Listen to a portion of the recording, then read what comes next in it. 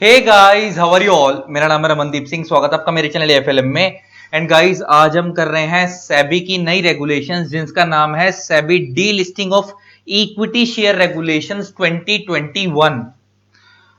Paper के हिसाब से ये बहुत ज्यादा इंपॉर्टेंट लॉ है और रियल लाइफ में नॉलेज के हिसाब से तो है ही है, लेकिन एग्जामिनेशन पॉइंट ऑफ व्यू से बहुत ज्यादा इंपॉर्टेंट है। क्या है ये D listing of equity share regulations, किस चीज के बारे में बात करता है अभी हम बात करेंगे। नाम से क्लियर है, डी लिस्टिंग। अब ये डी लिस्टिंग क्या होता है? लिस्टिंग का उल्टा। अब वो लिस्टिंग क्या होता है अभी मैं सारी बातें करूंगा, मगर फोकस क्या है पहले मैं समझाने से पहले कि ये जो यहां पे फोकस है D listing of equity shares. अच्छा, एक कंपनी अपने इक्विटी शेयर भी लिस्ट कराती है स्टॉक एक्सचेंज के ऊपर, प्रेफरेंस शेयर भी लिस्ट कराती है, डिबेंचर भी लिस्ट कराती है, उसकी मर्जी है। चाहे तो वो इनमें से कोई एक लिस्ट करवा ले, चाहे तो सारे के सारे लिस्ट करवा ले, कंपनी की मर्जी होती है। Equity share, preference share, debenture सब कुछ लिस्ट करवा ले। लेकिन यहां पे डी लिस्टिंग की जो बात हो रही है वो खाली इक्विटी शेयर्स की हो रही है, प्रेफरेंस शेयर डिबेंचर्स की नहीं हो रही है, क्योंकि उसके लिए सेपरेट प्रोविजंस हैं अलग रेगुलेशंस में। तो मेरे कहने की सेंस ये है कि here focus is only on equity shares. इस चैप्टर में जो फोकस है वो खाली किसके ऊपर है?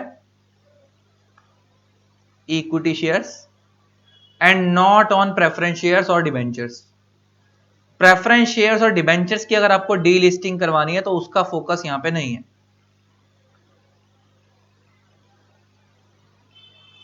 ठीक है जी। एक तो ये बात हो गई। अगर मैं आपको बताऊं तो ऐसा नहीं है कि इंडिया में 2021 में पहला लॉ आया, इससे पहले कोई इंडिया में लॉ नहीं था। इससे पहले जैसे भी अब हम क्या पढ़ रहे हैं, सेबी कौन सी regulations? Delisting of equity share regulation 2021, shares regulations 2021 जो अभी वाला हम पढ़ रहे हैं। इससे पहले इंडिया में था सेबी अर्लियर। अर्लियर इससे पहले कौन सी थी इंडिया में? It was SEBI D listing of equity shares regulations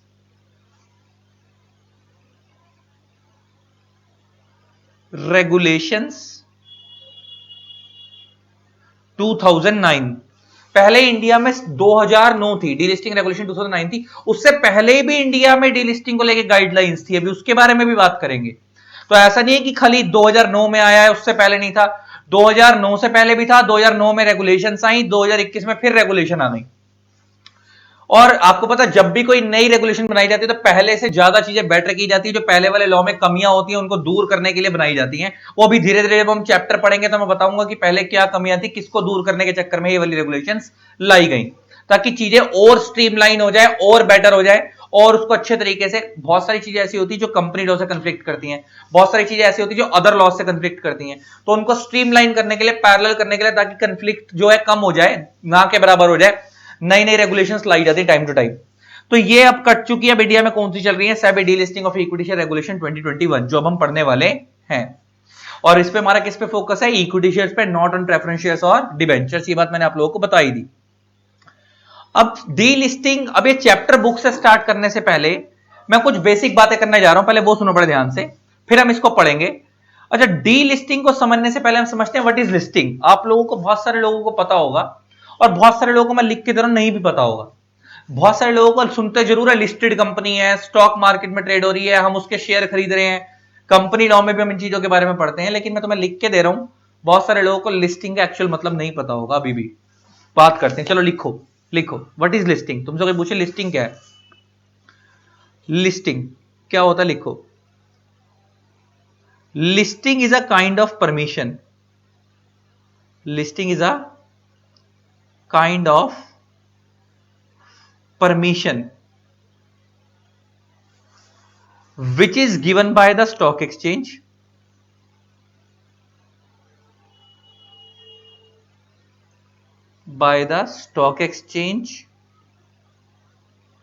और एक्सचेंजेस। मैंने ब्रैकेट में एस लिख दिया। एस का मतलब क्या है? हो सकता है आप अपनी सिक्योरिटीज एक स्टॉक एक्सचेंज पे लिस्ट करवा रहे हो सकता है आप एक से ज्यादा स्टॉक एक्सचेंज पे लिस्ट करवा रहे हो, इसका मतलब होता है एस। एस का मतलब है एक से ज्यादा भी हो सकते हैं। Listing is a kind of permission which is given by the stock exchange और stock exchanges to the company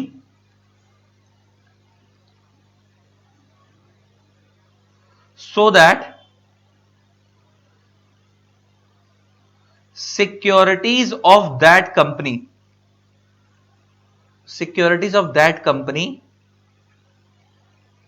can be traded on that stock exchange.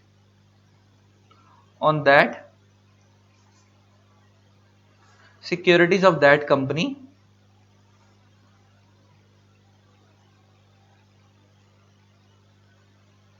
can be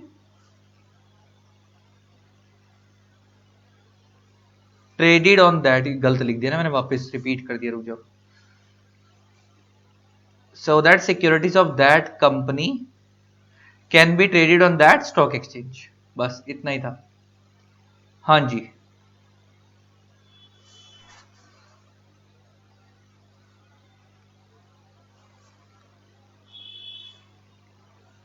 तो अब लिस्टिंग क्या है, बड़े ध्यान से सुनो. लिस्टिंग का मतलब क्या है? लिस्टिंग एक काइंड ऑफ परमिशन है जो कि कौन दे रहा है आपको? स्टॉक एक्सचेंज दे रहा है आपको. किस चीज के लिए दे रहा है आपको? किसको दे रहा है? कंपनी को. किस लिए दे रहा है? So that securities of that company can be traded on that stock exchange, ताकि उस कंपनी की सिक्योरिटीज उस स्टॉक एक्सचेंज पे ट्रेड की जा सके. अब तुम समझो, यहां पे दो शब्दों का मतलब समझना जरूरी है. एक शब्द है ट्रेड, एक शब्द है सिक्योरिटी. जब हम बोल रहे हैं सिक्योरिटीज, तो सिक्योरिटीज के अंदर इक्विटी शेयर्स भी आते हैं, प्रेफरेंस शेयर्स भी आते हैं, डिबेंचर्स भी आते हैं, एटसेट्रा, बॉन्ड्स वगैरह भी आते हैं, यूनिट्स भी आती है, म्यूचुअल फंड की यूनिट्स वगैरह भी आती हैं. तो अभी मैं तीन चीजों के बारे में मोटा मोटा बात कर रहा हूं. मतलब जब सिक्योरिटी एक वाइडर टर्म है शेयर से. देखो, जब हम बोले शेयर, तो शेयर का मतलब है इक्विटी शेयर, प्रेफरेंस शेयर. लेकिन जब हम बोले सिक्योरिटी, तो सिक्योरिटी में shares, equity share, preference share, debenture सब कुछ कवर हो जाता है. और जब मैं बोलूं ट्रेड, तो ट्रेड का मतलब होता है बाइंग एंड सेलिंग बोथ, खरीदना भी एंड बेचना भी, दोनों चीजें कवर होती हैं ट्रेड के अंदर.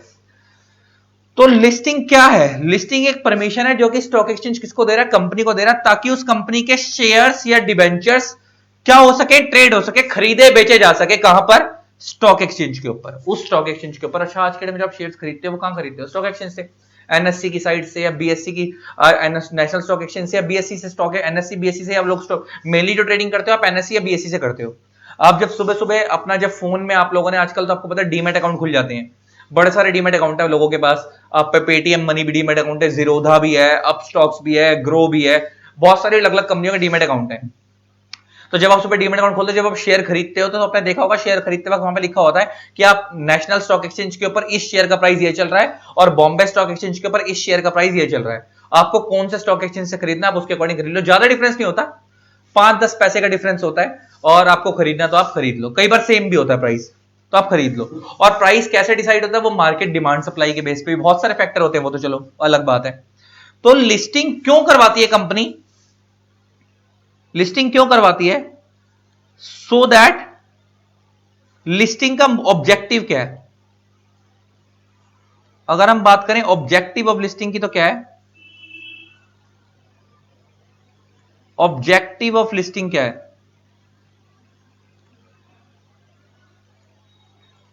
To provide liquidity to the investors. To provide liquidity to the investor, कि इन्वेस्टर जिसने उस कंपनी के शेयर खरीदे हैं, वो कभी आसानी से खरीद सके, आसानी से बेच सके, कोई दिक्कत ना आए. यही होता है ऑब्जेक्टिव ऑफ लिस्टिंग. अच्छा, लिस्टिंग कंपनी जो करवाती हैं, इसीलिए तो करवाती है. अच्छा, लिस्टिंग क्या है? ये एनएससी बीएससी की एक मार्केट है, जिसको हम कैपिटल मार्केट भी बोलते हैं. एक मार्केट है जहां पे लोग अपने शेयर्स खरीदते हैं, बेचते हैं, कंपनी अपने ट्रेड करवाती है. अगर वही कंपनी अगर अनलिस्टेड होगी, तो अनलिस्टेड कंपनी में कितनी दिक्कत होती है कि आपको पहले सेलर बायर ढूंढना पड़ता है. आप उसको ढूंढोगे, बेचोगे. यहां तो क्या होता है कि इतनी बड़ी मार्केट है कि आपको बीच में एक मिडल मैन होता है, ब्रोकर्स, जो आपके शेयर बिकवाते हैं और कमीशन लेते हैं. आपको भी नहीं पता कि खरीदने वाला कौन है, बेचने वाले को नहीं पता कि, हमें नहीं पता कि बेचने वाला कौन है, और खरीदने वाले को नहीं पता, खरीदने वाले को नहीं पता बेचने वाला कौन है, और बेचने वाले को नहीं पता खरीदने वाला कौन है. बीच में एक मिडल मैन होता है, वो बिकवा देता है. यही तो होता है जब आप सुबह स्टॉक मार्केट से, मान लो अगर आज मैं जाऊंगा, आजकल सब कुछ ऑनलाइन हो चुका है. मान लो आजकल आपको पता है जो पेटीएम मनी, जैसे मेरा डीमेट अकाउंट पेटीएम मनी पे भी, जीरोधा पे भी है, तो ये लोग डिपॉजिटरी का काम भी कर रहे हैं. आपको पता होगा जिनके पास डीमेट अकाउंट क्या होता है, बैंक अकाउंट के अंदर पैसे रखे जाते हैं, डीमेट अकाउंट में शेयर्स रखे जाते हैं इलेक्ट्रॉनिक फॉर्म में. तो मेरा जो डीमेट अकाउंट है, और आपको अगर स्टॉक एक्सचेंज पे ट्रेडिंग करनी है, तो आपके पास डीमेट अकाउंट होना जरूरी है.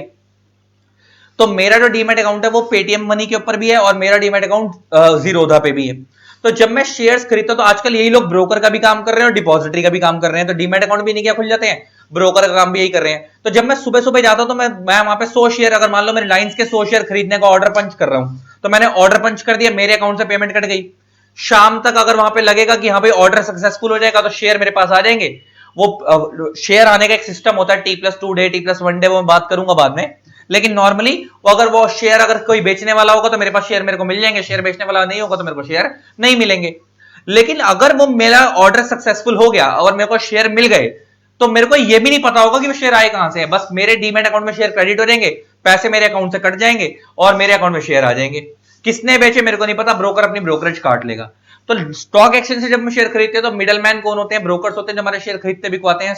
और स्टॉक एक्सचेंज एक मार्केट है जहां पर हमारे शेयर खरीदे बिकवाए जाते हैं, और वहां पे हमारे को शेयर खरीदने वाला कौन है, बेचने वाला कौन है, ये भी नहीं पता, तो बस हमारा काम हो जाता है। हमें क्या पता है, हमें लेना भी क्या है उससे, खरीदने वाला कौन है, बेचने वाला कौन है। हमारे को हमारे पैसे मिल गए, कल को हमारे को दोबारा खरीदने का मूड है, हम दोबारा खरीद लेंगे। लेकिन अनलिस्टेड कंपनी में ऐसा नहीं होता। अनलिस्टेड कंपनी में कितनी दिक्कत है कि अगर आपको शेयर बेचने हैं तो आपको शेयर ट्रांसफर डीड साइन करनी पड़ेगी, आपको बंदा ढूंढना पड़ेगा, है ना, वो खरीदेगा। अदरवाइज आप कंपनी से रिक्वेस्ट करोगे कि कोई बंदा दिलवा दो, या पड़ोसी पड़ोसी ढूंढोगे जो आपके शेयर खरीदोगे बेचोगे जिसके साथ। तो ये दिक्कत तो है ही अनलिस्टेड कंपनी में। तो इसलिए लिस्टेड कंपनी का मेन फायदा क्या होता है, to provide liquidity to the investor. Liquidity का मतलब क्या है कि इजीली खरीदे बेचे जा सके। तो ये है हमारी लिस्टिंग। अच्छा, लिस्टिंग जो परमिशन है ये स्टॉक एक्सचेंज को दी जा रही है किस लिए, ताकि वो कंपनी की शेयर्स और सिक्योरिटीज इजीली खरीदे बेचे जा सके। देखो, लिस्टिंग भी ना अपने आप में कंप्लीट नहीं है, दो परमिशन होती है। एक होती है लिस्टिंग परमिशन, एक होती है ट्रेडिंग परमिशन। एक होती है लिस्टिंग परमिशन, परमिशन भी दो तरीके की होती है। एक होती है लिस्टिंग परमिशन, एक होती है ट्रेडिंग परमिशन। ये वन टाइम होती है और ये आपको टाइम टू टाइम रिन्यू करानी होती है। रिन्यू करानी होती है। जस्ट लाइक तुम्हें एक सिंपल सा एग्जांपल लेके बात करता हूं। तुमने दो चीजें सुनी होंगी, जब आपको इंडिया से बाहर जाना होता है तो आपको दो चीजें चाहिए होती हैं, एक होता है पासपोर्ट और एक होता है वीजा। पासपोर्ट लाइफ में वन टाइम बनता है, एक बार बनता है, लेकिन वीजा आपको टाइम टू टाइम लगवाना पड़ता है। आपको जिस कंट्री में जाना है आपको उस कंट्री के लिए अलग से परमिशन लेनी पड़ती है, उसी को हम वीजा बोलते हैं। और वो एक पर्टिकुलर टाइम पीरियड के लिए होता है। अगर वो टाइम पीरियड एक्सपायर होगा तो उसके बाद आपको अपना वीजा रिन्यू करवाना पड़ता है। तो पासपोर्ट मगर एक ही बार बनता है लाइफ में, लेकिन वीजा आपको टाइम टू टाइम बनवाना पड़ता है, रिन्यू करवाना पड़ता है, और अलग अलग कंट्री में जाने के लिए दोबारा दोबारा परमिशन लेनी पड़ती है। सेम यहां पे है, लिस्टिंग परमिशन एक ही बार मिलती है किसी भी स्टॉक एक्सचेंज को, लेकिन उन्हें कितने साल के लिए ट्रेड करवाना है उसको ट्रेडिंग परमिशन बार बार लेनी पड़ती है। मान लो उन्होंने पहले 3 साल के लिए ट्रेडिंग परमिशन ली, तो 3 साल के बाद ट्रेडिंग परमिशन खत्म हो जाएगी, तो अब उनके शेयर्स ट्रेड होने बंद हो जाएंगे। तो उनको दोबारा अगर ट्रेडिंग परमिशन लेनी है तो दोबारा उनको रिन्यू करवानी पड़ेगी ट्रेडिंग परमिशन। तो ट्रेडिंग परमिशन बार बार करवानी पड़ती है। तो जस्ट लाइक वीजा हो गया और जस्ट लाइक पासपोर्ट हो गया। समझ आया? तो दो तरीके की परमिशन होती है, एक होती है लिस्टिंग और एक होती है ट्रेडिंग। अच्छा, कितने स्टॉक एक्सचेंज है इंडिया में? टोटल स्टॉक एक्सचेंज कितने हैं इंडिया में? अगर तुमसे कोई पूछे आज के डेट में कितने स्टॉक एक्सचेंज है, तो बेटा बहुत सारे लोगों से जब मैं पूछता हूं तो बच्चों का आंसर आता है दो। सर, एक एनएससी और एक BSc, national stock exchange,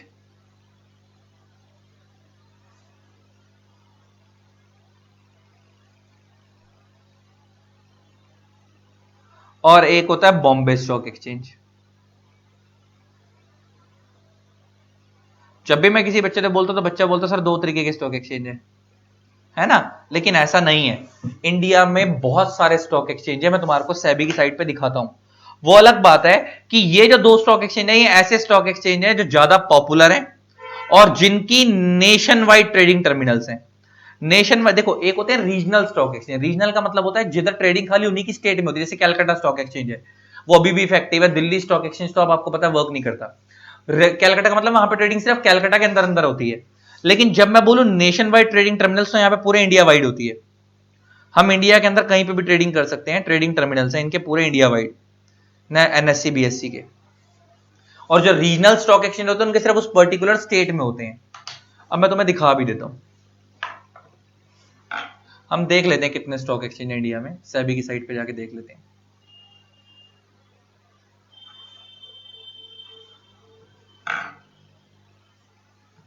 Google, SEBI, SEBI की साइट पे आ गए हम, ये आ गए जी।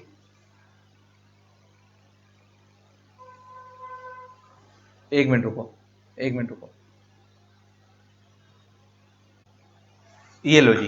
वो पता नहीं क्या हुआ था, स्क्रीन चली गई थी, तो मैंने कहा, मैंने ध्यान दिया ना वहां पे, तो स्क्रीन चली गई थी। अब देखो, तो मैं सेबी की साइट पे आ गया।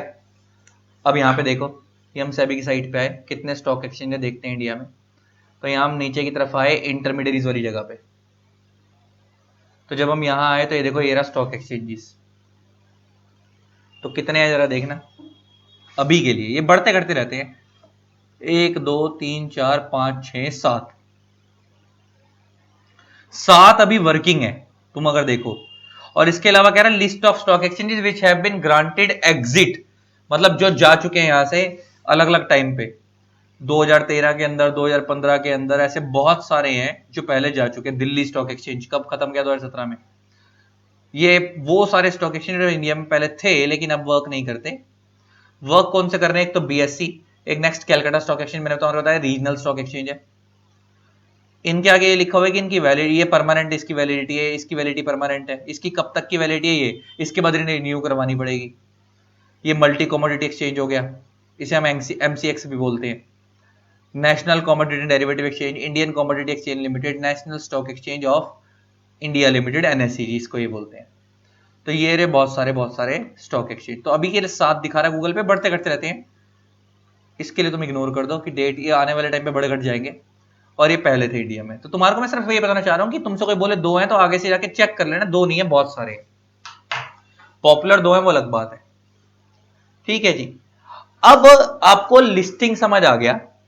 अब हम आगे बात करते हैं व्हाट इज डी लिस्टिंग, है ना। अब जरा इसके बारे में बात करते हैं। अब डी लिस्टिंग क्या होता है जरा उसके बारे में समझो। तो डी लिस्टिंग क्या है? इसी का रिवर्स। डी लिस्टिंग का मतलब क्या है? It is reverse of listing. खत्म हो गई ना बात, सीधी सी भाषा में। तो डी लिस्टिंग के अंदर हम क्या कर रहे हैं? स्टॉक एक्सचेंज के ऊपर से अपनी सिक्योरिटीज हटवा रहे हैं, उनकी ट्रेडिंग हटवा रहे हैं। अब हम अपनी सिक्योरिटीज को ट्रेड करवाना नहीं चाहते। और अच्छा एक चीज और याद रखना, कंपनी कभी लिस्ट नहीं होती, सिक्योरिटीज लिस्ट होती हैं। कंपनी, किसी भी कंपनी की सिक्योरिटीज लिस्ट होती हैं, कंपनी कभी लिस्ट नहीं होती। कंपनी थोड़ी लिस्ट होती है, सिक्योरिटीज लिस्ट होती हैं। समझ आ गई बात? तो किसी भी कंपनी की सिक्योरिटी लिस्ट होती है, कंपनी कभी लिस्ट नहीं होती है। और वो आपने देख लिया, सिक्योरिटी के अंदर equity share, preference share, debenture सब कुछ आता है, ये सब कुछ कवर होता है। एक तो ये बात हो गई। दूसरी बात क्या है कि मैंने तुम्हारे को बोला what is D listing, that is reverse of listing. तो मतलब इसी का अपोजिट है, मतलब अब हम लिस्टिंग को हटवा रहे हैं स्टॉक एक्सचेंज से। क्यों हटवाना चाहते हैं? क्योंकि हम अपनी कंपनी को अपने कंट्रोल में लेना चाहते हैं। अच्छा, ऐसा इसका क्या मतलब है? लिस्टिंग, डी लिस्टिंग क्यों करवाते हैं, अभी मैं उसके बारे में बात करूंगा। उसके ऑब्जेक्टिव के बारे में बात करते हैं। देखो, हमारे इंडिया में ना एक एक्ट है, सिक्योरिटी कॉन्ट्रैक्ट रेगुलेशन एक्ट, एससीआरए बोलते हैं उसको। क्या फुल फॉर्म है इसकी? Securities contract regulation act. उसके अकॉर्डिंग, ये एससीआरए एक्ट के अकॉर्डिंग क्या बोला गया, बड़े ध्यान से सुनना, कि हर एक कंपनी के लिए ये मैंडेटरी है। मान लो ये लिस्टेड कंपनी है, तो हर एक कंपनी के लिए ये मैंडेटरी है कि अगर मान लो इस कंपनी की 100 करोड़ की कैपिटल है, 100 करोड़ रुपए की क्या है इस कंपनी की शेयर कैपिटल है, तो हर एक कंपनी के लिए मैंडेटरी है। और अगर ये कंपनी लिस्टेड कंपनी है तो मिनिमम 25% शेयर्स इसके ट्रेड होने चाहिए। मिनिमम 25% इसके शेयर्स पब्लिक के पास होने चाहिए जो ट्रेड हो रहे हो स्टॉक मार्केट में। और मैक्सिमम 75% किसके पास हो सकते हैं? प्रमोटर के पास हो सकते हैं। मैक्सिमम 75% कौन रख सकता है? कंपनी के प्रमोटर्स। मैक्सिमम 75% शेयर्स किसके पास होंगे? कंपनी के प्रमोटर्स के पास होंगे। तो वो मिनिमम है, ये मैक्सिमम है। मैक्सिमम 75% शेयर्स किसके पास होंगे? कंपनी के प्रमोटर्स के पास होंगे। मैक्सिमम, इससे ज्यादा नहीं हो सकते। इसके अलावा हर, इसे हम बोलते हैं कि हर एक कंपनी को, हर एक लिस्टेड कंपनी को मिनिमम 25% का पब्लिक फ्लोट मेंटेन करना होता है। पब्लिक फ्लोट का मतलब है कि जनता के पास उस लिस्टेड कंपनी के कम से कम इतने शेयर तो होने चाहिए। तो अगर हम 100 करोड़ का एग्जांपल लेके बात करें तो मिनिमम 250 करोड़ किसके पास होंगे? जनता के पास होंगे। और मैक्सिमम 75 करोड़ किसके? मैक्सिमम 250 करोड़, सॉरी, इससे 250 करोड़ नहीं, 100 करोड़ तो है ही टोटल में, तो मिनिमम 25 करोड़।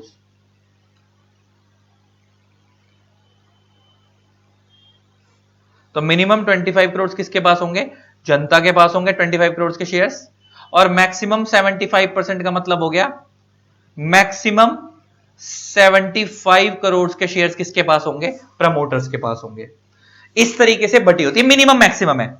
मतलब ऐसा हो सकता है कि प्रमोटर के पास 50 हो, पब्लिक के पास 50 हो। ऐसा हो सकता है कि प्रमोटर्स के पास खाली 40 हो, पब्लिक के पास 60 हो। ऐसा हो सकता है कि प्रमोटर्स के पास 80 हो, प्रमोटर के पास खाली 20 हो, पब्लिक के पास 80 हो। कुछ भी हो सकता है, मतलब इनके पास मैक्सिमम इतने हो सकते हैं और पब्लिक के पास मिनिमम इतने तो होने ही चाहिए।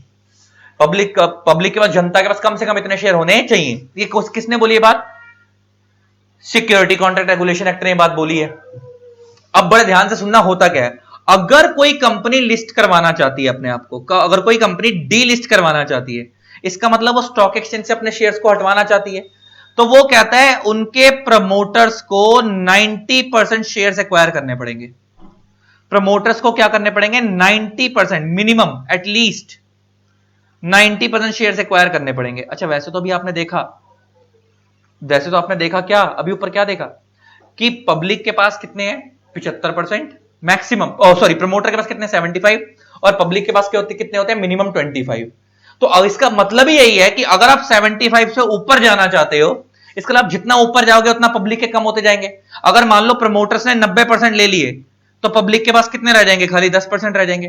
तो वो कहता है कि जैसे ही आप 90% का लेवल टच कर लोगे, आप 90%, इसका मतलब होगा क्या यहाँ पे प्रमोटर्स, जो जनता के पास बचे हुए शेयर्स, आप उनको ये बोलेंगे कि भाई आप हमारे को शेयर बेच दो, आप हमारे को शेयर्स बेच दो, हम तुम्हारे शेयर खरीदना चाहते हैं। मान लो सेम एग्जांपल रख लेते हैं, मान लो 75 करोड़ के शेयर्स प्रमोटर्स के पास ऑलरेडी हैं, तो इनको 90% का लेवल टच करने के लिए, 100 करोड़ में से 90% का लेवल टच करने का मतलब क्या है? इनको 90 करोड़ रुपए के शेयर लेने हैं।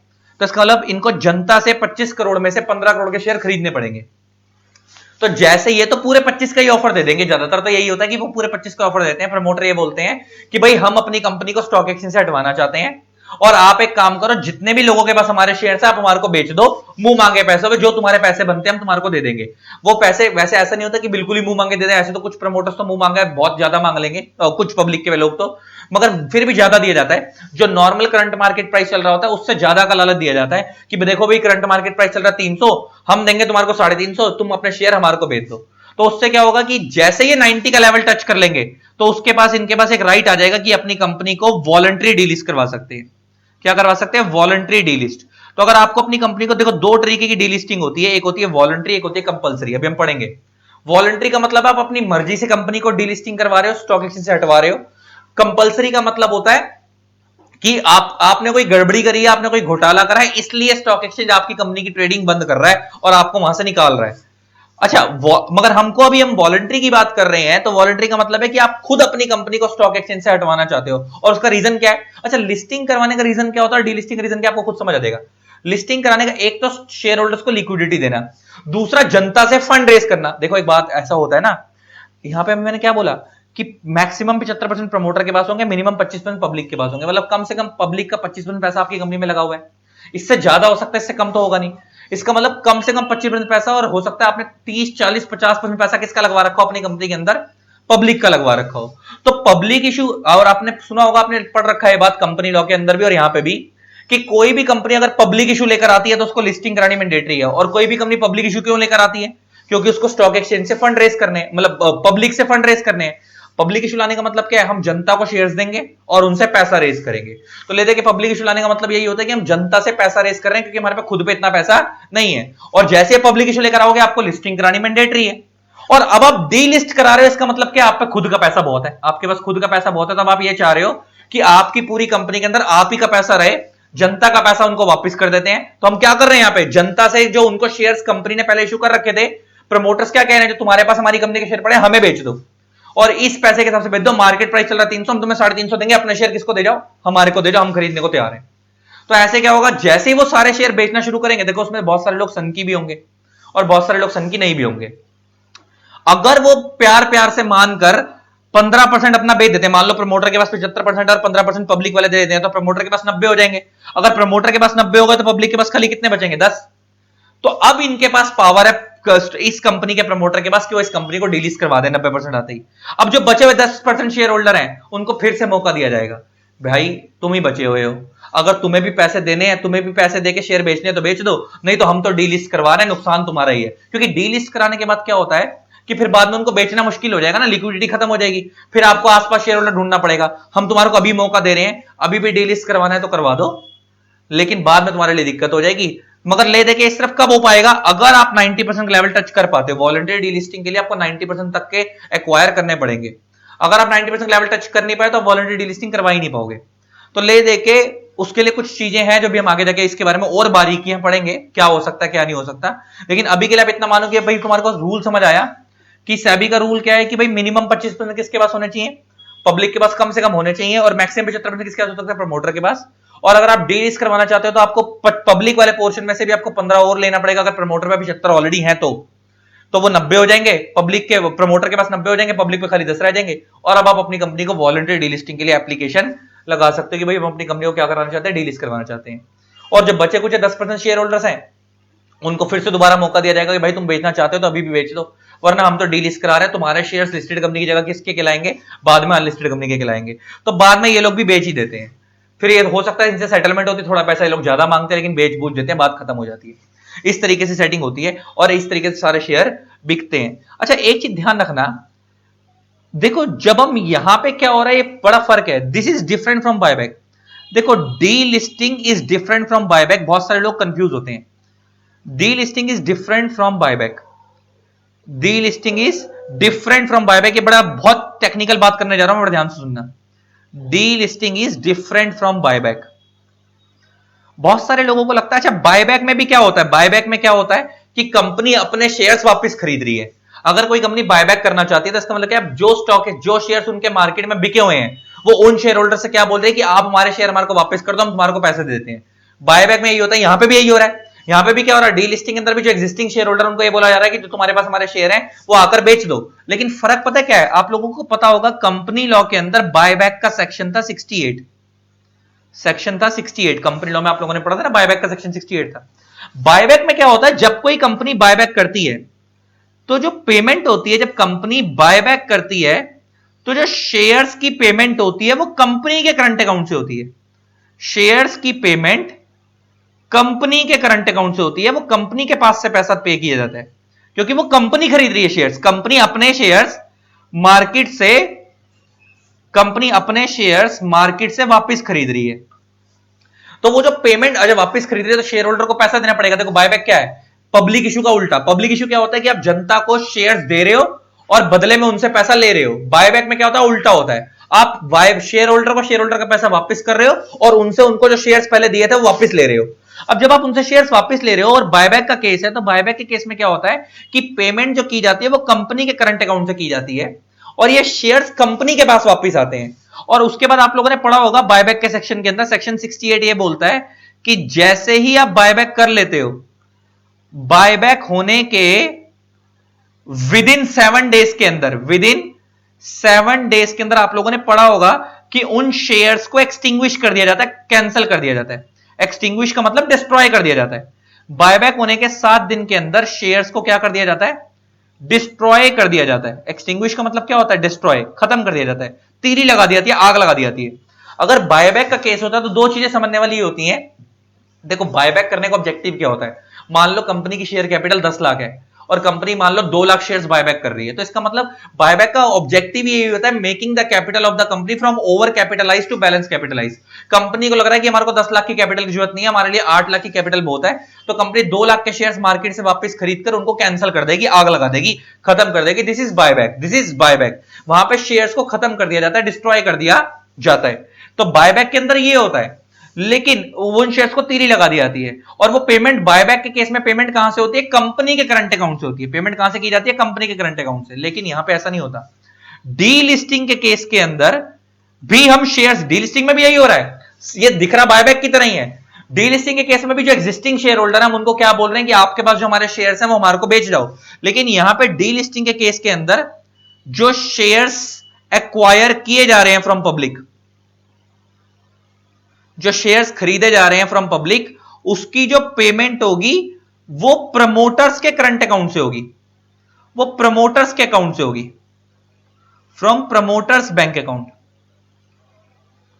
तो उसकी जो पेमेंट होगी वो कंपनी के करंट अकाउंट से नहीं होगी, प्रमोटर के बैंक अकाउंट से होंगे, और ये शेयर खत्म नहीं होंगे, ये सिर्फ शेयर ट्रांसफर हो रहे हैं। मान लो जनता के पास शेयर, और मान लो मैं कंपनी का प्रमोटर हूं और डीलिस्टिंग करवाना चाहता हूं, तो वो क्या होगा, उसके नाम से शेयर मेरे नाम पर ट्रांसफर हो जाएंगे, प्रमोटर के पास ट्रांसफर हो जाएंगे, ये शेयर खत्म नहीं होंगे। इसका मतलब डीलिस्टिंग के केस में हम अपनी कैपिटल को कम नहीं कर रहे हैं। बायबैक में तो हमारा मेन ऑब्जेक्टिव क्या होता है, कंपनी कैपिटल को रिड्यूस करना, कंपनी का कंट्रोल अपने हाथ में लेना, जो शेयर्स बायबैक करें उन्हें एक्सटिंग्विश कर देना। यहां पे सब ऑब्जेक्टिव नहीं है, जितनी कंपनी की कैपिटल पहले थी उतनी ही रहेगी, बस फर्क क्या है कि पहले वो स्टॉक मार्केट पे ट्रेड हो रही थी, अब वो ट्रेड होनी बंद हो जाएगी, हम उसे डीलिस्ट करवा रहे हैं और कंट्रोल अपने हाथ में ले रहे हैं। तो यहां पे जो पेमेंट होती है वो डीलिस्टिंग के केस में पेमेंट प्रमोटर्स के बैंक अकाउंट से होती है, कंपनी के करंट अकाउंट से नहीं होती है। आई होप आपको बायबैक और डीलिस्टिंग में फर्क समझ आ गया होगा। तो डीलिस्टिंग और बायबैक लोगों को सिमिलर लगता है कि कंपनी अपने शेयर वापस खरीद रही है, लेकिन बायबैक के केस में कंपनी खरीद रही है, वो पेमेंट कंपनी के करंट अकाउंट से हो रही है, लेकिन डीलिस्टिंग के केस के अंदर कंपनी नहीं खरीद रही, कंपनी के प्रमोटर्स खरीद रहे हैं, अपने पास खरीद रहे हैं। तो खरीदने का मतलब क्या है, जिन पब्लिक के पास वो शेयर्स पड़े हुए थे वो वहां से ट्रांसफर हो जाएंगे प्रमोटर के नाम पे, और वो प्रमोटर उन शेयर्स के मालिक हो जाएंगे और पेमेंट प्रमोटर ही देंगे। और प्रमोटर का यहां पे टारगेट क्या है कि कितना लेवल टच कर दें, 90% शेयर्स अपने कंट्रोल में ले लें, और उसके बाद 10% अगर पब्लिक के पास है भी तो फर्क नहीं पड़ता। अब 90% टच करते ही इनके पास पावर आ जाएगी, अपनी कंपनी को स्टॉक एक्सचेंज से डीलिस्ट करवा सकते हैं। और जब बचे कुछ 10% शेयर होल्डर्स होंगे उनको बोला जाएगा भाई तुम भी बेचो, तो बाकी लोग तो बेच ही गए हैं, जो तुम्हारा प्राइस बनता है बेच दो, अगर नहीं बेचोगे तो नुकसान तुम्हारा ही है, तुम्हारे पास पहले लिस्टेड कंपनी के शेयर थे। अच्छा तुम खुद सोचो ना, मैं लिस्टेड कंपनी का शेयर होल्डर हूं, मेरे पास आज लिक्विडिटी है, मैं कभी भी बेच सकता हूं। कल को अगर मेरी जिस कंपनी के मैंने शेयर होल्ड कर रखे हैं उस कंपनी के प्रमोटर बोले हम इसको डीलिस्ट करवा रहे हैं, तो मैं तो फटाफट बोलूंगा भाई आज डीलिस्ट करा दो, तुम खरीद लो, जो पैसे दे रहे हो दो जल्दी से, ज्यादा पैसे, और वो हमेशा ज्यादा ही देते हैं, मार्केट प्राइस से ज्यादा देते हैं, तो मेरे को फायदा ही है, क्योंकि अगर एक बार डीलिस्ट हो गए तो मेरे को बाद में अगर बेचने पड़ेगा तो मैं खरीदने वाला बायर कहां से ढूंढूंगा, आसानी से मिलेगा ही नहीं, अनलिस्टेड कंपनी के शेयर बेचना तो बड़ा मुश्किल होता है, तो इसलिए ज्यादातर लोग बेच देते हैं। इसीलिए हम इसको ये बोलते हैं कि डीलिस्टिंग के केस में, इसलिए एक चीज और बोली आती है कि डीलिस्टिंग का मतलब है, डीलिस्टिंग का मतलब क्या है, एग्जिस्टिंग शेयर होल्डर्स को, इसलिए एक चीज और कही जाती है, एग्जिस्टिंग शेयर होल्डर्स को एग्जिट अपॉर्चुनिटी प्रोवाइड करना। डीलिस्टिंग का मतलब क्या है, एग्जिस्टिंग शेयर होल्डर्स को एग्जिट अपॉर्चुनिटी प्रोवाइड करना। एग्जिट अपॉर्चुनिटी का मतलब क्या है कि भाई हम तुम्हारे शेयर्स खरीद रहे हैं, तुम हमारे को दो, जो तुम्हारे पैसे बनते हैं हम जो मार्केट प्राइस है उससे ज्यादा में देंगे। मान लो अगर एक शेयर का मार्केट प्राइस 300 चल रहा है, मार्केट प्राइस स्टॉक एक्सचेंज पे कितना चल रहा है 300, प्रमोटर बोल रहे हैं हम तुम्हारे को 350 देंगे, प्रमोटर्स क्या बोल रहे हैं, हम तुम्हारे को कितना देंगे 350 देंगे, तुम हमारे को दो पैसे, हमारे को अपने शेयर बेच दो। इसका मतलब ये कह सकते हो एग्जिट अपॉर्चुनिटी, एग्जिट का मतलब तुम्हें उस कंपनी से बाहर जाने का मौका दिया जा रहा है कि तुम अपने शेयर हमारे को बेचो और कंपनी से आउट हो जाओ, किसी और कंपनी के खरीद लेना, हम तुम्हारे को मुंह मांगे पैसे दे रहे हैं, जाओ यहां से। तो इसको एक चीज और भी बोली जाती है कि डीलिस्टिंग का मतलब क्या है, एग्जिट अपॉर्चुनिटी प्रोवाइड करना। अब मैं तुम्हारे को बताया कि डीलिस्टिंग जो होती है वो दो तरीके की होती है, एक होती है वॉलंटरी डीलिस्टिंग, एक होती है कंपल्सरी डीलिस्टिंग।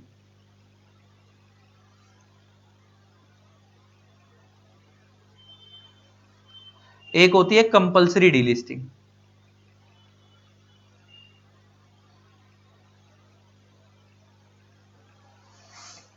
वॉलंटरी डीलिस्टिंग का मतलब है जहां पे company on its own motion, on its own motion अपने आप को क्या करा रही है, डीलिस्ट करा रही है। ऑन इट्स ओन मोशन का मतलब अपनी मर्जी से अपने आप को डीलिस्ट करवा रही है। और कंपल्सरी डीलिस्टिंग का मतलब होता है जहां पे आपने आपको कोई फ्रॉड करा है या कोई आपने वायलेशन करी है लॉ की, और उसकी वजह से क्या हो रहा है, आपको स्टॉक एक्सचेंज क्या कर रहा है, डीलिस्ट कर रहा है। आप अपनी मर्जी से नहीं करा रहे, आपने कोई गड़बड़ी करी है इसलिए आपको स्टॉक एक्सचेंज डीलिस्ट कर रहा है। हालांकि वैसे तो मैं सच्चाई बताऊं ना, तो कभी भी अगर कोई कंपनी वायलेशन करती भी है स्टॉक एक्सचेंज की, तो आपको वैसे एक चीज बताता हूं, जब कोई कंपनी अपने आप को लिस्ट करवाती है ना, मान लो ये कंपनी है, अगर ये अपने आप को मान लो किसी स्टॉक एक्सचेंज पे लिस्टिंग करवाना चाहती है, मान लो किसी स्टॉक एक्सचेंज पे, मान लो एनएससी या बीएससी, किसी पे भी या दोनों पे लिस्ट करवाना चाहती है, तो इन दोनों कंपनियों के, इस कंपनी के बीच में स्टॉक एक्सचेंज के बीच में एक लिस्टिंग एग्रीमेंट साइन होता है, लिस्टिंग एग्रीमेंट साइन होता है। और वो जो लिस्टिंग एग्रीमेंट साइन होता है इन दोनों के बीच में, इसमें यही लिखा जाता है, इसमें इसमें ये लिखा जाता है कि हमारी कंपनी आपके स्टॉक एक्सचेंज पे ट्रेड होगी, ट्रेडिंग की जाएगी। तो जब ट्रेडिंग होती है ना, तो उसके लिए ट्रेडिंग के नॉर्म्स होते हैं, स्टॉक एक्सचेंज बहुत सारे नॉर्म्स हो जाता है, प्लस सेबी के भी बहुत सारे लॉ फॉलो करने पड़ते हैं। जब कोई लिस्टिंग एग्रीमेंट साइन होता है ना, तो हमारे इंडिया में इसके लिए एक रेगुलेशन है, SEBI LODR regulation 2015, listing obligation, SEBI LODR regulations 2015। हमारे इंडिया में इसके लिए एक रेगुलेशन कौन सी है? SEBI LODR regulation 2015। एलओडीआर की फुल फॉर्म क्या है? Listing obligations and disclosure requirements. Disclosure requirements नाम से क्लियर हो रहा है कि जब आपकी कंपनी कोई लिस्ट करवा रही है अपने आप को, तो उसको कुछ ऑब्लिगेशन, मतलब उसको कुछ चीजें फॉलो करनी पड़ेंगी और कुछ डिस्क्लोजर्स देने पड़ेंगे। किसको? स्टॉक एक्सचेंज को। इन रेगुलेशंस के अंदर टोटल में 103 रेगुलेशंस हैं। SEBI SEBI listing obligation disclosure requirement, total कितनी रेगुलेशन है? टोटल 103 रेगुलेशंस है। और इसके अंदर क्या बताया हुए हैं?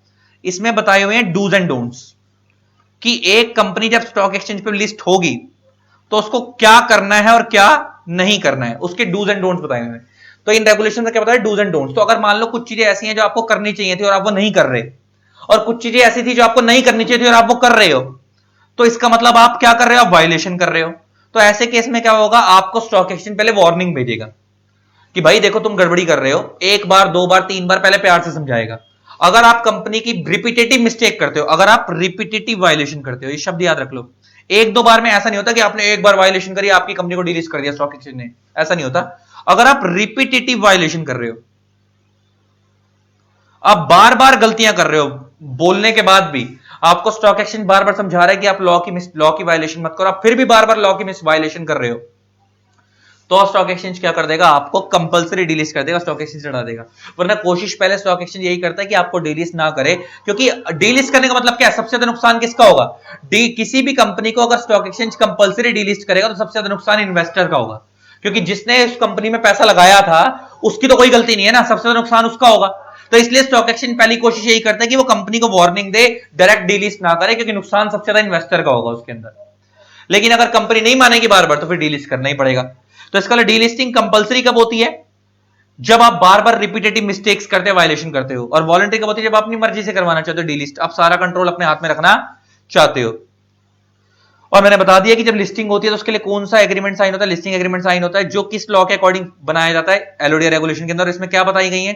डूज एंड डोंट बताया गया कि आपको लिस्टिंग कराते वक्त क्या क्या चीजें फॉलो करनी है, लिस्टिंग होने के बाद क्या क्या चीजें फॉलो करनी है और क्या क्या चीजें नहीं करनी है, क्या करना है और क्या नहीं करना है, सब इसमें बताया गया।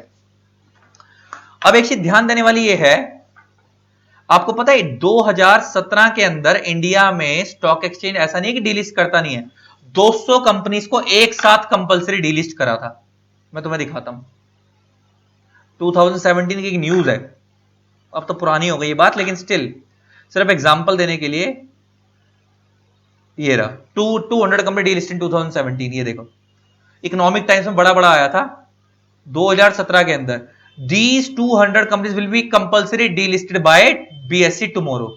ये अगस्त 22 2017 को ये न्यूज आई थी कि अगस्त 23 मतलब अगले दिन हम 200 कंपनीज को क्या कर देंगे? कंपलसरी डिलिस्ट कर देंगे, क्योंकि इन्होंने स्टॉक एक्सचेंज के नॉर्म्स फॉलो नहीं करे। किसने निकाली थी न्यूज?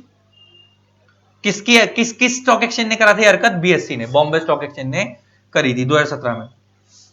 तो ऐसा नहीं कि स्टॉक एक्सचेंज कंपलसरी डीलिस्ट करता नहीं है, बिल्कुल करता है। अगर आप लॉ फॉलो नहीं करोगे तो आपको डीलिस्ट कर देगा। ये था सारा बेस डीलिस्टिंग का। अब आपको समझ आ गया होगा। अब इसको बुक से पढ़ना शुरू करते हैं, तो अब आपको आसान लगेगा, अब तो कुछ भी मुश्किल नहीं लगेगा। जितना टाइम मैंने तुम्हारा बेस बनवाने पे लगवाया है ना, इतने टाइम में तो टीचर 5 पेज खत्म कर देते हैं इस चैप्टर के। चलो, लेकिन बेस बनाना बहुत जरूरी है। अब पढ़ते हैं बुक से।